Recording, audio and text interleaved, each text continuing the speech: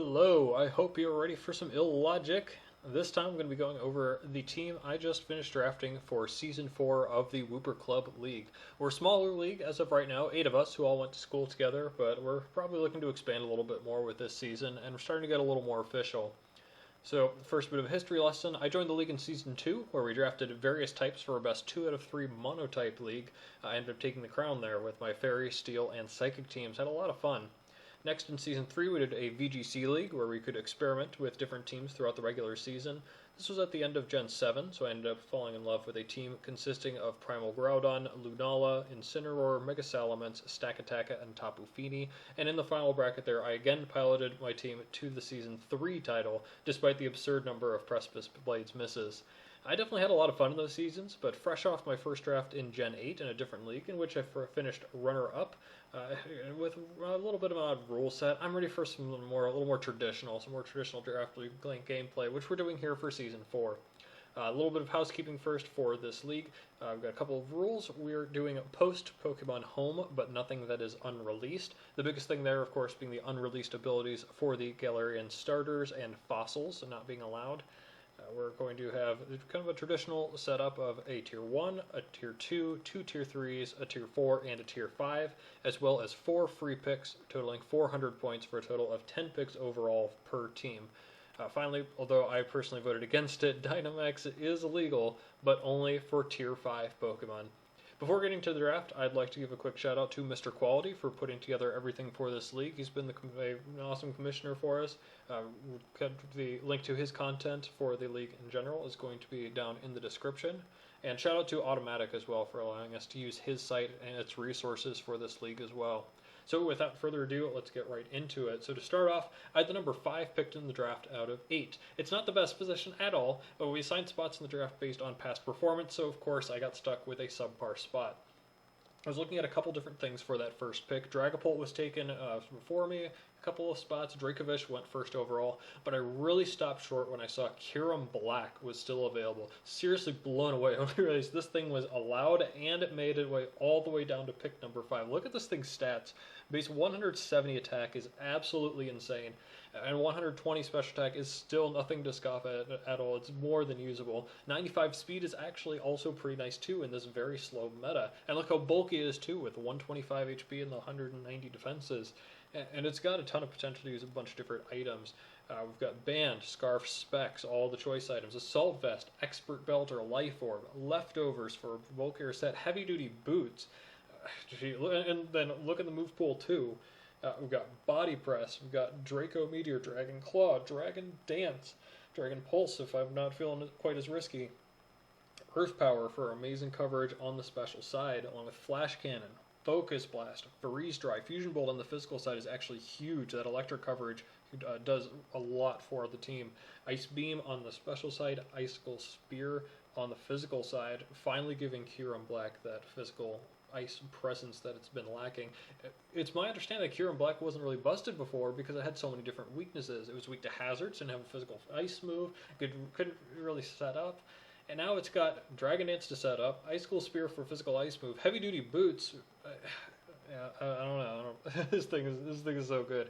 Iron Head for more physical coverage, Light Screen and Reflect. Did you guys know this thing gets screens? That's ridiculous. Outrage, of course, being so strong. Psychic is interesting coverage. Rock Slide, Rock Tomb. Roost for a Stolly set is a lot of fun. Shadow Ball, Shadow Claw. If you think Bronzong or something like that is going to stop it. Stone Edge for more coverage. Toxic, Zen Headbutt. I could bring a totally different set every single week. I could bring different moves every single week and be totally fine. And that's something that I really love coming to see from my first pick. This is something I can bring every week, have it be totally reliable. What can this thing not do? Well, one thing it can't do is resist fighting types, and coming into the draft, I hadn't really been considering Aegislash at all, but I love the synergy with Kyurem-Black. Getting something that is immune to fighting, especially my Steel type being immune to fighting, just seems too good to pass up. It also follows up the Dragon type super well for the Dragon Steel Fairy Core. And I love the versatility that this provides as well.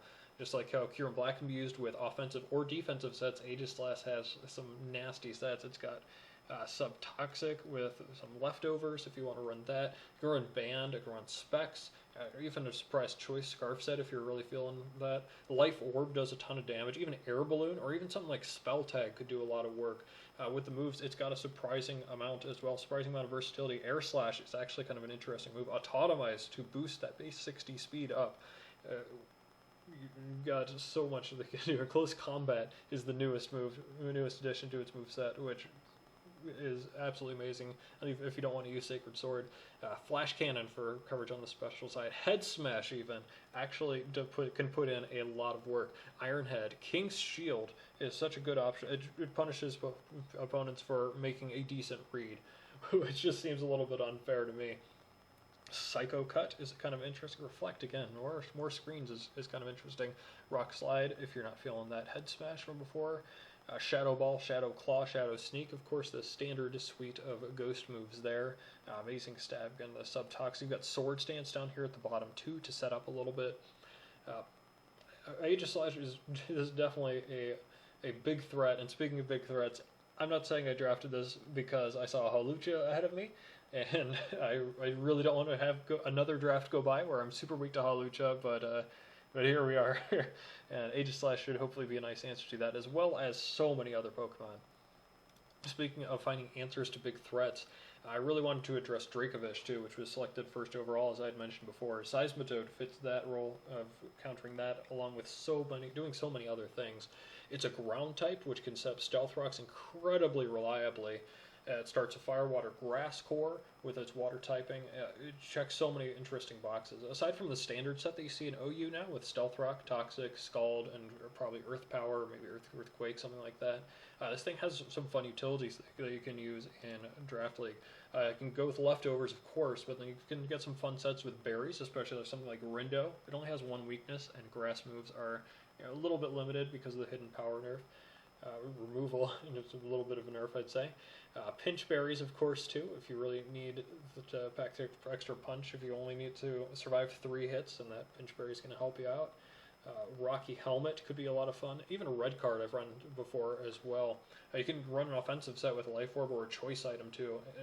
This is mostly because if you look at its stats, it's got some of everything, which is really cool. It's very malleable in that I can adjust what I want it to do from match to match. Something that can come so many different weeks and do so many different things. And we look at the move pool too. Well, we've already talked about some of that. But we get some fighting coverage between Brick Break, Drain Punch, Focus Blast. You got Earth Power and Earthquake, of course. You get Grass Knot as well as Power Whip later on there. Hydro Pump along with Scald or Liquidation on the physical side. Ice Punch. You got Icy Wind on the special side if you really need it. But unfortunately, it doesn't get Ice Beam. But can't ask for too much knockoff, which is going to be the start of a trend here. Got a lot of knockoff users. And Liquidation, Low Kick, Poison Jab is awesome coverage. Poison coverage is suddenly becoming so much more useful with the introduction of fairy types. Rock Slide, Rock Tomb even has some utilities, some of this more poison coverage. Toxic, substitute Stealth Rock. Stealth Rock is definitely the biggest reason I think to draft this thing, along with the water immunity for the Dracovish. So definitely something to look at being on the team every single week, and something that forced my opponent to bring some of that grass coverage, which at the very least can force them to drop other coverage moves for this monster. So overall, I think this is a pretty nice value out of my tier 3 pick, with the first 2 being tier 1s. Next, I wanted to grab Rotom-Heat out of tier 2. This takes care of hazard removal after the previous setup of hazards. I definitely value all the Rotom forms super highly as well. Not just because of defog, but because of everything else they provide. Status control. This one provides a big fire type too that can act offensively and or defensively, as well as keeping, I mentioned before how I liked my steel type being immune to fighting. In this case, my fire type and my electric type are now immune to earthquake, aside from mold breaker opponents, which is something that not many others can boast. To this point, I don't have any ground immunities, so still needing these 2 types, getting them both immune, absolutely fantastic, especially because I seem to be averse to drafting flying types for some reason or another. Another important thing is Volt Switch as well, which I've been lacking momentum so far in this draft, and getting Volt Switch to keep things moving around is very important. Rotom-Heat fixed up so many issues in this draft. I really like how it's been coming together here so far. And again, it's got a lot of versatility as far as items. It can run Specs or Scarf. It can also use Trick on top of that to cripple something coming in. Leftovers is often an easy pick, but Pinch Berries work pretty well with Rotom as well. You can run Pasha or Chardy off the top of my head too. Light Clay is also an option because this thing is a much more reliable screen setter than the other things, or perhaps more so you don't want to waste Kyurem-Black's potential on setting screens. This is still an interesting option there, but of course, the most important new item for Rotom-Heat is the Heavy Duty Boots. Having your Fire type not take damage from rocks, as well as already being immune to other items, other entry hazards, it's pretty darn nice. So moving on to the item, to the move pool, it's a little bit shallow, but I've already listed off some uses here. It's got Dark Pulse or Shadow Ball for some decent neutral coverage. Defog, of course, super important as the removal option. Discharge has its uses. Foul Play, actually very interesting for some opponents. The newest addition to the move pool down here, Nasty Plot. Nasty Plot's a big one for sure. Nasty Plot just elevates an already fantastic mon. Overheat is the signature move of this thing. Forgot to go over Hex even. Hex can double up to 130 for neutral coverage, is pretty nice. Paint Split is the only real recovery this thing has outside of its item, which isn't great, but it's got some fun uses, I think. Again, the screens, Shadow Ball for neutral coverage. Sucker Punch is kind of cheeky. It could be kind of fun. Thunderbolt is pretty nice too, along with that Volt Switch, of course. Already mentioned Trick, and of course you've got the trifecta of status moves, all of them Will-O-Wisp, Toxic, and Thunder Wave, each of them with very interesting and different uses. So Rotom-Heat has a lot going for it, and hey, don't sleep on that Eerie Impulse set that you know is coming. Well, that should cover most of it for this thing. Like Seismitoad, this thing is an extremely powerful glue piece that I can see running most weeks without any real issue. My fifth pick was a bit of a compromise. I wanted a good Fairy type sooner rather than later, and my other concerns include things like Dark type, Poison type, and things like that, helping out with hazards. Mandibuzz and Togekiss got drafted around this time, and I was kind of looking forward to using one or both of those. I didn't want to use Sylveon because I just used it in the last draft, and although I kind of like the idea of Grimmsnarl here, I decided at this time that probably my tier 2 pick was going to be Celebi, and it didn't really look like anybody else was threatening to pick up a Grass Psychic type out of the tier 2 slot. So I risked it. I waited for the end of the draft to pick up that Celebi, and in the meantime, I like the idea of running another mon immune to ground moves. And Weezing does that and more. It's a defensive Fairy type with very interesting coverage. Got two great abilities that my opponent may have to think about, and a Poison type that can pick up T-Spikes if necessary, while also being able to set them reliably is definitely a big boon. So what can Weezing do? It can hold to Black Sludge, obviously. You can also see a Pinch Berry.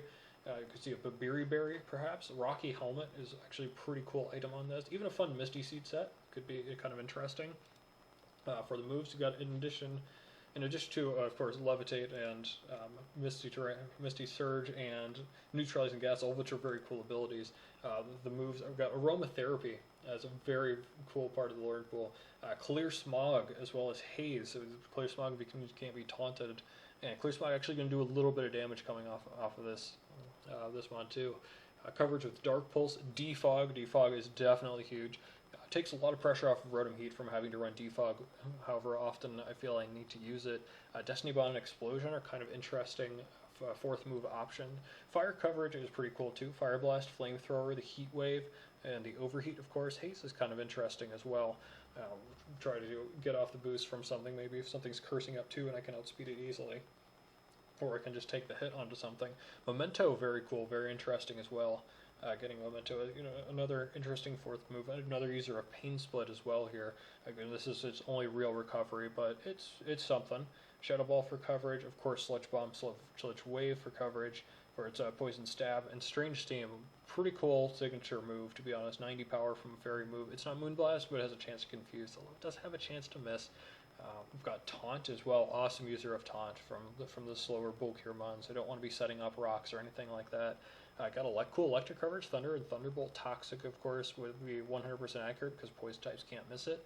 As well as Toxic Spikes, which is huge for the team. We're suddenly adding a new layer of complexity to the hazard game, as well as another user of Will-O-Wisp. So you already know we're poisoning everything out there that can be poisoned, and anything else is going to get the burn. So Galarian Weezing, I really didn't think about it going into the draft, but seeing the synergy that it's got now, I'm getting really excited to see what all we can do with it. So that wraps up the first half of the draft. Moving into the second half, one thing that I definitely try to do with my drafts is get at least 2 Pokemon of at least base 110 speed. Hopefully be able to get the upper hand on speed tiers, force my opponent to run maybe more Scarfs than they want to. And as you can tell so far, I haven't accomplished that at all. It's all gone downhill, actually, since that 95 base speed of Kyurem-Black. And Accelgor basically handled all of that all at once. It's also nice for outspeeding Zeraora and Dragapult, both of which have been picked by different opponents. So my experience tells me this should also outspeed Scarf base 80s, which is absolutely sick. Very much like Pokemon force the opponent to prepare a certain way. I don't have them, but things like Dracovish, Ditto, Dugtrio, those are the ones that I can really think of off the top of my head that you need to prepare for every time you see them on the opponent's team. I think Accelgor's speed is something that you do have to think about. You have to run a little bit more priority than you want to, or a different Scarfer than you may have wanted to before. Faster Scarfs can be taken advantage of, even if it doesn't come, too. And on top of that, Unburden can make him even faster, or maybe even Sticky Hold if he somehow survives a knockoff. So this is a decent user of Focus Sash. Boots maybe as well, heavy duty boots, so let it switch in a little bit more. I've seen Life Orb, I've seen Throat Spray as well off of that Bug Buzz. Maybe even a Choice Specs could come. So a couple different options there. And as far as the move pool goes, there's definitely a couple moves that stand out more than most. Baton Pass just a little bit worse U-turn most of the time. I failed to mention it before, but Baton Pass is only dry pass in this league, so you're not allowed to pass any boosts or anything in this league. You can't agility up and then Baton Pass that out. That'd just be a little much, I think. Yeah, Bug Buzz definitely coming most of the time, I think. Encore is actually a very cool move if you can get in on a nice switch. If you can like Volt Switch out and throw them on something. I've got Energy Ball and Giga Drain for cool coverage there. Focus Blast if it hits, very good coverage. Another user of Knockoff, however much damage it does, getting rid of the user's hold item is fantastic. I was using Knockoff back in Gen 4 before the buff even. Shout out to that Tentacruel Hail team back in the day. Protect was of course pretty nice. We can maybe scout out some priority. Recover, I don't know if we're ever going to be able to use Recover, but there it is. We got some poison coverage too with Sludge Bomb. And before we get down to the really important part, we'll talk about U-turn a little bit too, getting a little more momentum on my side. Toxic, of course, and then the spikes and Toxic Spikes. So getting another user of Toxic Spikes as well as the first user of Spikes on the field. Something super fast too that can get those hazards up reliably and before the opponent can taunt it away is super nice. So hopefully be able to take advantage of some of the spinners and defoggers coming, especially because they may be a little more unreliable with the limited pool that people have. So, a little bit of what Accelgor can do.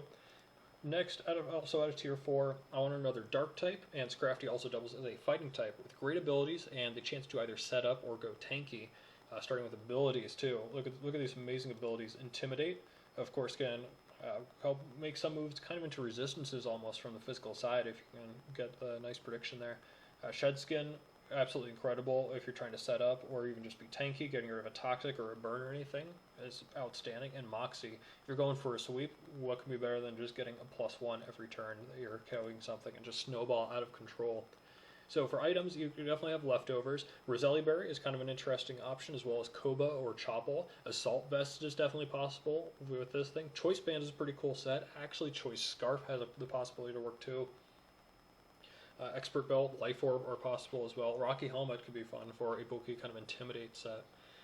Finally, for moves, I definitely like to address first off, Bulk Up and Dragon Dance really transform the way that this thing works and functions. Just by sticking that on the set, it becomes an entirely different mon, which is super interesting. Fighting options, you have Brick Break and Close Combat, although probably going to want to use Drain Punch more often than not, especially for some of those tankier sets for the healing possibility. Crunch is cool, but I don't know if you've heard Knockoff.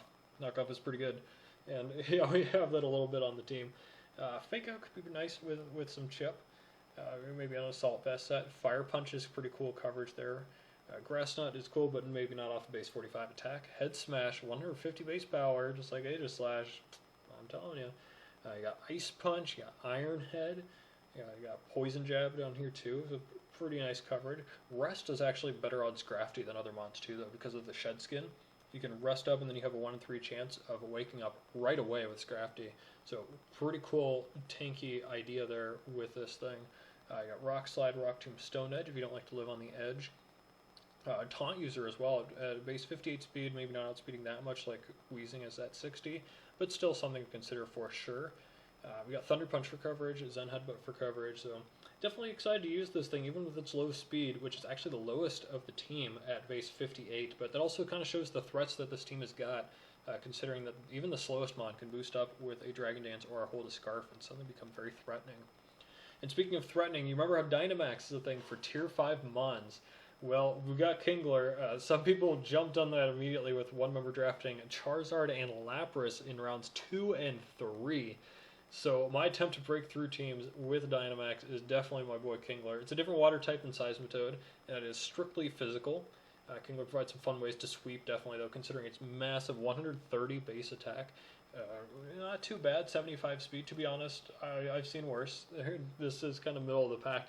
I think the average speed for anything drafted this season is probably around that level, if I had to guess. And got a couple amazing abilities. Hyper Cutter, if you think they're going to be using Intimidate Slugger attack, but Sheer Force, definitely the crown jewel here. Sheer Force boosting all those moves with secondary effects power up quite a bit. There's definitely a substantial amount there.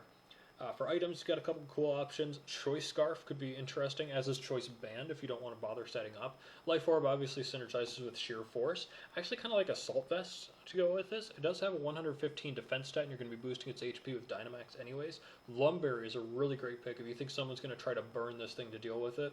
And of course, with only 2 weaknesses, a Wakan Berry or Rindo Berry could work. So Kingler is definitely a threat, I'm telling you.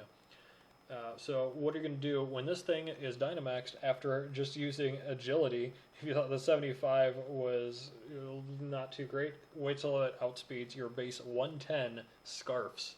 So very, very threatening, I would say. We got Brick Break and a Superpower for part of its fighting coverage.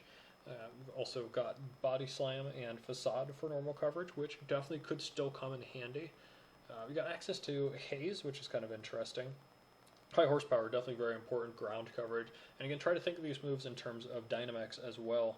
That High Horsepower being able to further boost my special defense whenever I already have a defense boost. Or rather high defense could be very nice too. And provide excellent coverage to go with it. Again, we've got Knockoff coming out here, you already know. Becoming a bit of a trend. Liquidation is going to be your main physical stab on this thing. I've got Rock Slide, of course, Rock Tomb if you really want it. Stomach Tantrum is just a little bit weaker than the High Horsepower. You got Sword Stance, so if you really want the double dance, you got options for that as well. And finally, got X Scissor down at the bottom to maybe hit some of those grass types. So definitely plenty of coverage and a couple of cool tricks up its sleeve to help Kingler out here, and hopefully this Dynamax mon will make an impact. And speaking of Dynamax, now that I know that my remaining Tier 2 is secure for sure, I can go ahead and grab the final Tier 5 for my team, and I went with Alolan Dugtrio. I came up with this pick just before it came to me. I was trying to find kind of a faster Tier 5 pick, if you remember my arbitrary standard of having 2 Pokemon at a base 110 or faster. I almost gave in and just tried to pick something that was kind of fast or not all that good, something like Unpheasant or maybe Persian. But as soon as I found this base 110 and even base 100 attack, which isn't that bad, I like this a little bit more. Low HP, not great for Dynamax, but the Dynamax itself will definitely be able to help, as you can see from the increased HP stat here, 274 times 2 up to over 500. That's really what you want to see, at least that kind of bulkiness from your Dynamax mon, though it may take a little bit away from attack or speed. Additionally, I've got a couple of interesting abilities here. I want to talk about Tangling Hair first. If you could survive a move, it could be something, but I think Sand Force is the very interesting option with Dynamax. This thing obviously gets rock coverage and can thus set up the Sandstorm for its own Sand Force. And if you know anything about Excadrill Dynamaxing, you know that Ground and Steel are going to be boosting this thing's defenses. So even if this thing doesn't look all that tanky right now, if it just gets off 1 or 2 of those boosts, suddenly it becomes a little more tanky than you were expecting. Maybe survive one of those hits too. So definitely some cool options with the Alolan Dugtrio that I'm excited for. Choice Band is very fun with this thing, as could Choice Scarf actually. Life Orb maybe a little bit more reliable, but you can even go Focus Sash to be used potentially. Move Pool also isn't necessarily the greatest, but hey, Excadrill makes it work. I'm not saying that this thing is as good as Excadrill, not nearly that good, but we'll see what we got. Body Slam for normal. as well as Facade. You got Earthquake and Iron Head as the two main moves, of course. Hone Claws, I think, is about the only way that you can set up with this thing. Not that you're really going to find a chance to, so that is the thing. Memento, actually pretty cool, as mentioned before, too. Maybe have a cool option for the fourth move there on Dugtrio. You got Night Slash as well as Shadow Claw for more neutral options, as are, of course, Rock Slide, Rock Tomb, and Stone Edge. Stealth Rock, this is definitely a big one. It takes a little bit of pressure off the Seismitoad and the next team member, which also sets up Stealth Rock. Give more options to get rocks up as often as possible. Even running two rockers in a game is pretty nice, just kind of depends on how the game flows and everything, but having the extra option there is cool. Again, having a move like this, or perhaps even Toxic, can help get a max guard off in a pinch if needed from a little Dugtrio. Finally, Sucker Punch, kind of an interesting move there too for the dark coverage and a bit of priority. So, and it's not going to be the best, and it's not going to be coming to every game, but neither would most of the tier 5s, which are, for the most part, pretty garbage. So if it can get off a couple of kills this season, it's done its job, and I definitely look forward to that. So my last pick, as stated before, is going to be Celebi. It's got a Grass and Psychic typing with a huge move pool, base 100s across the board, and it rounds out the speed tiers pretty well too, going from that 110 of Dugtrio to the 100 of Celebi to the 95 of Kyurem to the 86 of Rotom. So definitely trying to build a bit of a ladder of tiers there. So with so many of my other Pokemon being grounded, a ground resist to round things out is pretty nice, even if it does come with a plethora of other weaknesses. A Natural Cure can actually be pretty clutch. I recently lost a Draft League game just because I got a lucky para on something and thought I was going to win. Switches out, relieves the paralysis. I already can appreciate how good this thing can be with Natural Cure, especially with how it synergizes with some of the move pool. The leftovers are, of course, obvious. This is also a decent Scarf candidate, to be honest, as well as maybe Band or Specs, although base 100 isn't that great. Expert Belt, though, takes advantage of its move pool as well as Life Orb could. Pinch Berries could be interesting for its bulk. Tanga Berry may be a standout berry along with a couple others like Koba or Colbur. I could even see something, maybe a Rocky Helmet. We really want to build it that tanky. The move pool, though, is definitely where it shines. Even like Ancient Power and R-Sphere at the top here. Not the strongest moves, but coverage-wise, it's something that not many Pokemon can boast. You even see other things like Dazzling Gleam or Earth Power, which some people may not expect this mon to get. We can see a couple of setup options. Baton Pass, again, not for setup, but for momentum. We've got Calm Mind here as well, which could be pretty interesting. We've got a ton of grass moves to pick from: Energy Ball, Giga Drain, Grass Knot, Leaf Storm, even Leaf Blade for physical sets, because remember, this thing does have base 100 attack and special attack, and they can both be set up pretty well too. Heal Bell is very interesting too. Take some pressure off of running Aromatherapy on Weezing, should I want that. Healing Wish is also very cool, giving a second lease on life to something like maybe a Kingler that was worn down because I brought it in a little bit too early, and being able to give it that second chance is fantastic. Leech Seed is super annoying. 1/8 of health every turn is nothing to sneeze at, and it's going to be quite a bit of residual damage if combined with something like some toxic spikes from one of my other mons. We've got both screens, of course, if you're seeing that pattern. Nasty Plot is an awesome tool in its kit. With base 100 special attack, doubling that, this thing is really going to take off. We already saw the coverage moves, or a lot of them, and we know how important that can be, especially if you combine it with something like this Stab Psychic Attack, which nothing else in my team really utilizes all that well. Recover, of course, to help out its bulk. You got Shadow Ball as a Seed Bomb for physical stab potentially too. Stealth Rock is awesome too. I mentioned it with Alola Dugtrio, but the more rocks users, the better. So I don't have to be running rocks on Seismitoad every single week. Just get one or two things with rocks. You even to say I leave Alola and Dugtrio alone, the rocks could be coming from either plays and a team preview. Maybe the opponent doesn't know, or maybe they're just expecting it to be Seismitoad. Seismitoad ends up being some wacky set, and Celebi ends up being the defensive one with Stealth Rock. Really like more options being the better. Got a couple of interesting options down at the bottom too. Sucker Punch for priority, and it can kind of go with this Swords Dance as well, which has Nasty Plot on the special side. We obviously have seen more special coverage than physical, but Swords Dance is nothing to sneeze at either. We've got Thunder Wave to go along with Toxic for some interesting options to status. Trick is actually very cool too, as well as Trick Room. This is, I think, the only Trick Room on that I have on my team. It's pretty fast for it too, and my team is on the faster side compared to a lot of teams. But if I expect some faster threats to be coming, then Trick Room could definitely come in handy.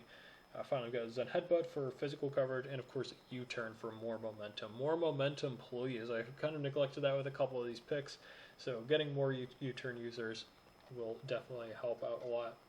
So super bulky, potential to sweep on either side, support with different niches that the team really didn't have. Sounds like, to me, a great way to round things out. So that is going to be the team. And here are the speed stats. I'm pretty satisfied overall with the draft. Perhaps a couple of aspects I wish I could have done a little better with, but I'm pretty good nonetheless. Speed tiers, again, good. 145 down to 58. Only 2 different gaps with more than a speed difference of 10. Actually, there's another one there in the middle of 11, but hopefully that ladder will be a little difficult for people to speed creep and climb on there.